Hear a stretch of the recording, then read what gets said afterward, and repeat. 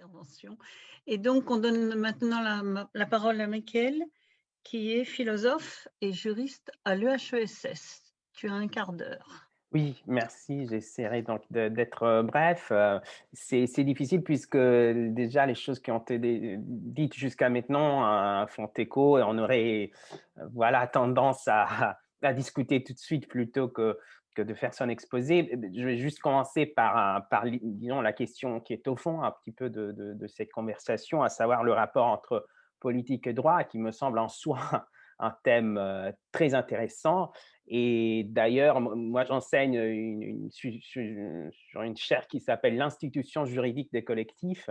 Et c'est juste pour vous dire qu'en fait, je songe plutôt que le fait que le droit soit une technique ne fait pas du droit quelque chose qui soit moins politique que la politique telle qu'on la connaît. À savoir, ce qui est intéressant et ce qui vaut la peine d'aller voir, c'est comment le droit peut être saisi comme une autre politique et non pas comme une politique plus faible ou mineure par rapport à ce qu'on connaît. Et surtout sur ces thèmes qui nous touchent, qui nous concernent à propos de l'action de groupe, alors qu'il s'agit donc des formes des médiations, de formes de représentation, alors qu'on expérimente tout le temps une crise des formes classiques de la médiation et de la représentation, alors d'aller voir les techniques, même dans ce qu'ils ont de plus gris, de plus difficile à saisir, est très important pour, voilà, comprendre de quelle politique le droit est fait. Mais je me cantonne donc à l'action de groupe.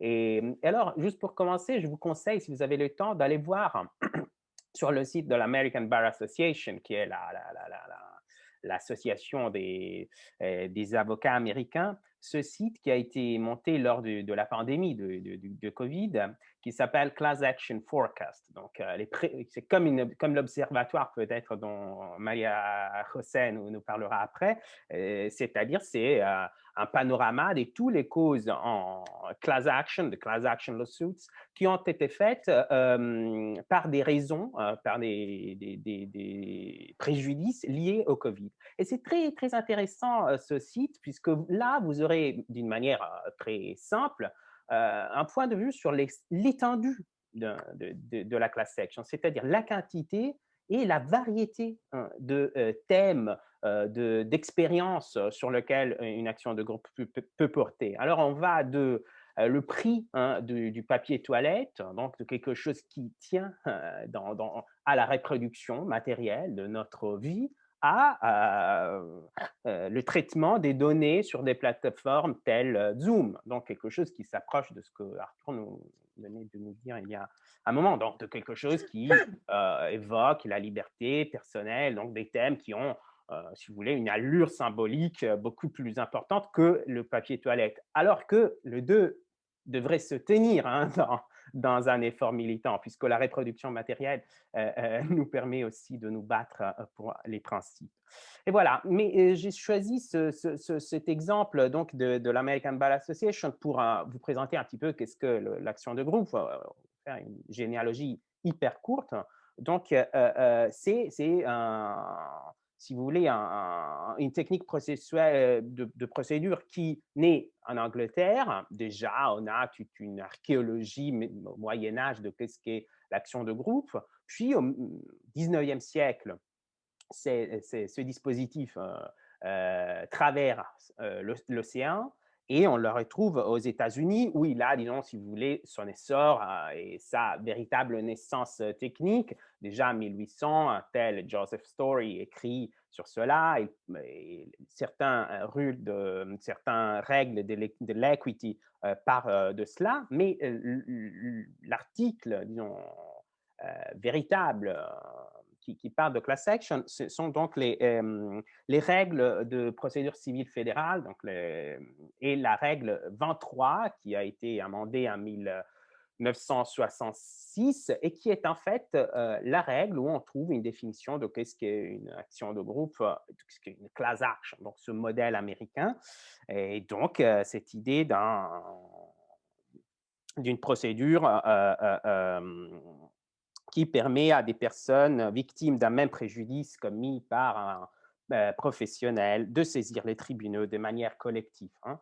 Il y a des règles, des certifications pour qu'une class action, pour qu'une classe puisse être reconnue. Donc, ce sont la numerosity, commonality, typicality and adequacy, c'est-à-dire toutes les raisons pour lesquelles on peut dire que ce groupe de gens, ce groupe d'individus forme une classe. Donc, il faut que le préjugé soit commun au groupe, il faut qu'il y ait un nombre suffisant, hein, pour que le groupe devienne une classe, il faut une certaine typicité dans le préjugé, il faut l'adéquation du représentant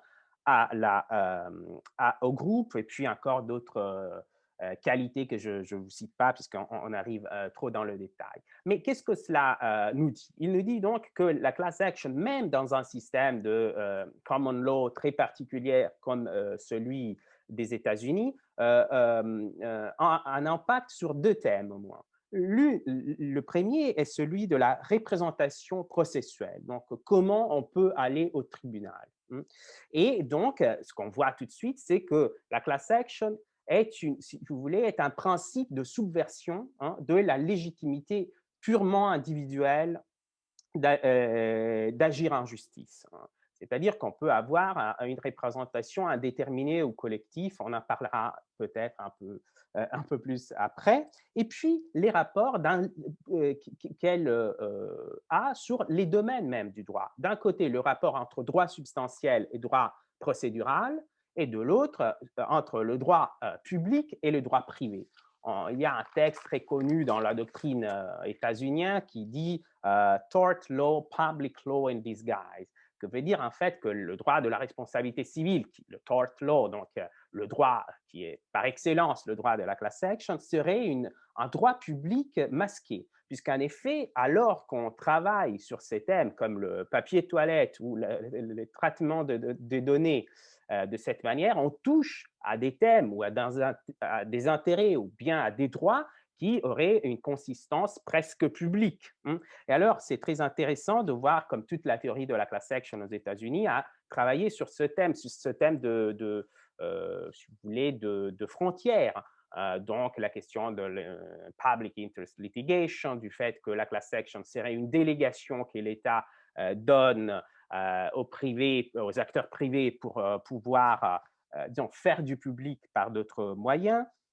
Et encore toute la discussion à propos de cette représentation si étrange. Alors, on l'appelle même odd representation, une représentation étrange, loufoque, si vous voulez, précisément parce que ce n'est pas une représentation typique lorsqu'on donne un mandat à quelqu'un, mais c'est plutôt quelqu'un qui se prend sur soi cette représentation. C'est ce qu'on appelle le self-appointment. Si vous voulez, d'un point de vue de la théorie politique, quelque chose qui est aux antipodes de notre manière typique de concevoir la représentation.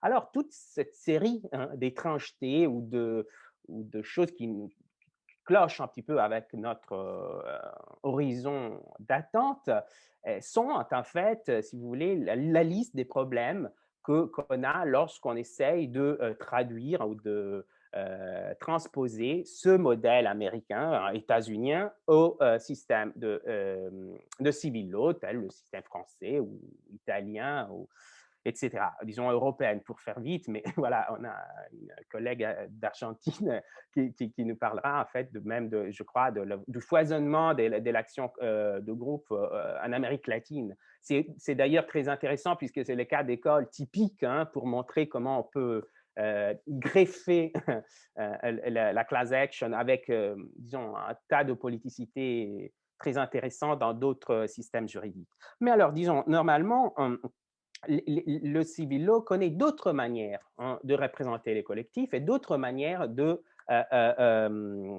gérer la dialectique entre intérêt et droit. Donc, on a plutôt un système administratif. L'État reconnaît des droits, disons, des intérêts collectifs, tels que celui à la santé, à l'école, etc., etc. Mais au lieu de donner un droit à chacun, aux individus, pour protéger ce droit ou cet intérêt au tribunal, il s'empare de ce droit à travers une autre logique qui est celle de l'intérêt légitime. Donc, c'est l'État qui nous représente lorsqu'il est question des choses comme la santé, et la discrimination, etc., etc. Et, et donc, on a toujours critiqué cette importation de la class action dans des modèles de civil law pour deux raisons fondamentales. L'une qui est précisément celle de la légitimité à agir en justice, qui est considérée comme un droit subjectif et donc quelque chose qui relève de l'individu. Donc, c'est l'idée de due process. Hein. Je ne peux pas être en quelque sorte délesté ou confisqué de mon droit par quelqu'un d'autre. Et deuxièmement, ce qu'on appelle l'extension de la res judicata, donc l'extension de la chose jugée. Le droit civil européen considère qu'une chose qui a été décidée pour quelqu'un, les effets de cette décision ne peuvent pas s'étendre à des tiers. Hein. Il y a un brocard, les juristes aiment beaucoup le latin, mais qui dit res inter alios judicata, donc une chose qui a été jugée entre quelqu'un, tertio neque nocet neque prodest. En tiers, il ne nuit pas ni lui fait du bien. Donc, c'est précisément cela. Pas d'extension de la chose jugée.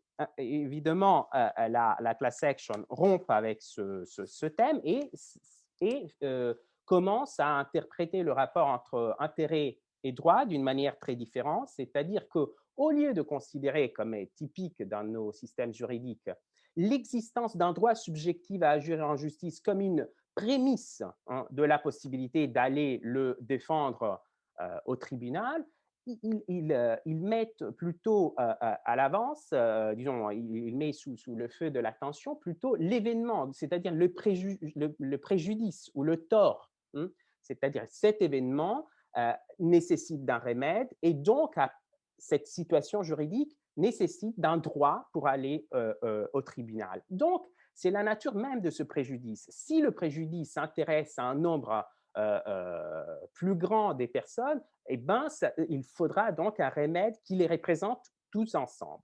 Et ce qui vous semble peut-être un peu cryptique est en effet disons, un tournant très important dans la manière que le civil law a de concevoir tout son système centré sur le pivot du droit subjectif. Ici, on commence à le rompre et donc, dans certains pays, comme le Brésil, par exemple, comme le Canada, encore, donc des systèmes mixtes qui ont un système qui a des parties de civil law, des parties de common law, on commence à avoir une morphologie des intérêts et des droits qui devient de plus en plus sophistiquée. Donc, avec les intérêts individuels, privés, on a aussi des intérêts diffus, des intérêts collectifs, des intérêts transindividuels. Donc, toute une série, une morphologie d'intérêts ou des droits qui rendent plus compliqué la dialectique entre intérêt et droit. Et je vais juste ajouter quelque chose, puis je me tais. Je vois que le temps coule d'une manière extrêmement rapide. Je voulais dire combien cette technique peut être efficace. On peut le regarder avant de toucher vraiment très rapidement à la question politique et d'une manière technique là aussi, très simple. Le fait que dans beaucoup de contrats et surtout des pseudo-contrats comme les règles d'usage, les conditions d'usage, pardon, on trouve de plus en plus la clause de ne pas saisir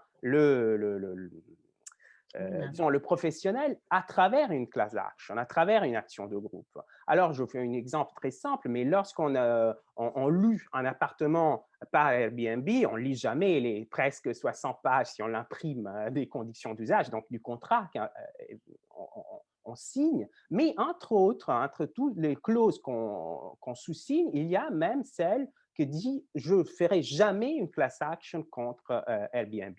Il suffirait cela pour voir combien cette façon de défendre ses propres droits peut être efficace, ou a une virtualité d'efficacité très forte. Mais je voulais juste terminer sur une question un peu plus vaste, un peu d'horizon un peu plus général et plus théorique, si vous voulez. Et j'aimerais la discuter avec vous. On entend souvent une critique moralisante ou moraliste de la class action, à savoir celle que, étant donné que la façon de remédier aux préjudices typiques de l'action de groupe serait celle d'un dédommagement, donc dans une transaction en argent, cela ferait que le citoyen devient un consommateur, il est réduit à l'équivalence, à une équivalence marchande, etc. Bon, il est vrai que, que la question s'est faite par de l'argent, mais je vous suggère de voir à la question technique de devenir ou d'être un consommateur ou un usager comme quelque chose qui a une politicité en soi. Ce n'est pas une minorisation du statut de citoyen, c'est une partie de notre forme de vie. C'est-à-dire le fait d'user et de consommer, donc d'avoir un commerce avec les choses ou d'avoir un commerce avec l'environnement ou la technologie est une partie de la vie d'un citoyen. Donc, plutôt que de les voir comme des formes de réduction, je vous propose de les regarder comme des formes d'articulation de notre forme de vie. Donc, au lieu de répéter tout le temps que, évidemment, il y a la révolution au lieu des tribunaux, il y a beaucoup d'alternatives. Le problème, c'est si on regarde à ce type d'outils, ben, il faut avoir en tête combien il est imbibé de politicité et comment on peut en faire un usage rusé et qui n'a rien de moralisant, etc. Bon, je n'ai pas le temps, je crois, de dire autre chose, mais je vous Non. signale l'étendue de plus en plus large qu'en France, par exemple, l'action de groupe A, qui touche de plus en plus à des domaines tels que la santé, la discrimination, l'environnement, qui démontrent en fait cette émergence d'un nouveau type d'intérêts qui ne sont ni publics strictement parlé, c'est-à-dire ne sont pas de l'ordre de l'intérêt général, ni privés ou patrimonial au sens strict, ne sont pas que les miens, mais ne sont pas nécessairement ceux de tous, ils sont peut-être celles de certains, c'est-à-dire des collectifs hein, aléatoires qui se forment en raison de quelque chose qui se passe. Donc, d'avoir aussi la sensibilité à ce type de construction de collectivités non saturées, non généralisées, non substantialisées, mais qui se font en raison au fur et à mesure que quelque chose nous arrive, nous concerne. Pardon, j'ai été un peu… Merci beaucoup. Merci beaucoup pour cette ouverture au débat que nous saisirons certainement tout à l'heure.